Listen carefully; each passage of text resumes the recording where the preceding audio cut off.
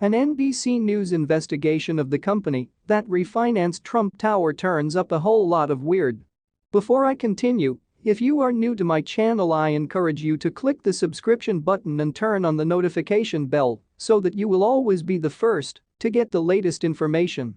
In the lengthy grind of sketchy political stories, we have now obtained ample straight-up corruption information piled up to last the rest of the former guy's remaining life. It's nevertheless not clear something will simply come of it due to the fact it has additionally been proven that you can do absolutely anything so lengthy as you are ready to pay for greater legal professionals than nation or federal governments are ready to pay for theirs, but we have a general picture.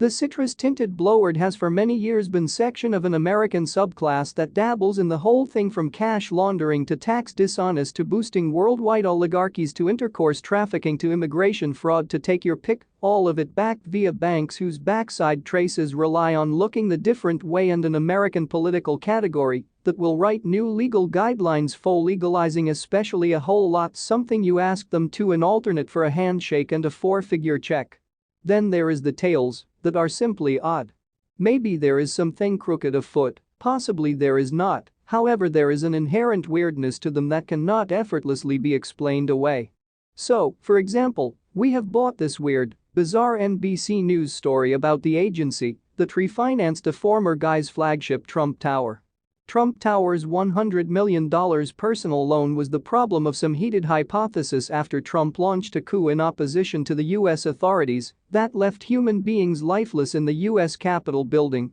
with some harmless souls thinking if the former guy might ever find a bank sleazy ample to work with a seditionist. Things seemed grimmer nevertheless when, at the starting of the year, the former guy's longtime auditors severed all ties with Trump and introduced that they had been no longer standing via the Trump Organization's closing 10 years of economic statements, the Wall Street way of saying that they observed something going on so sketchy that they truly do not desire any phase of it, whether or not Trump's tests are clearing or not, and that they don't intend to go to prison over it. But the Trump Tower's mortgage, as it turned out, was a non-issue for the former guy. Mere days after Trump's auditors cut him loose and introduced that his company's monetary statements were, screaming between the lines, extremely likely to be crooked, Trump Tower received a $100 million refinance inked with Axos, a smallish financial institution earlier recognized as the Bank of Internet USA, and which is presently headed via an ex-Indimac government who migrated to the organization simply earlier than the complete we almost broke the complete world economy Wall Street debacle of 2008.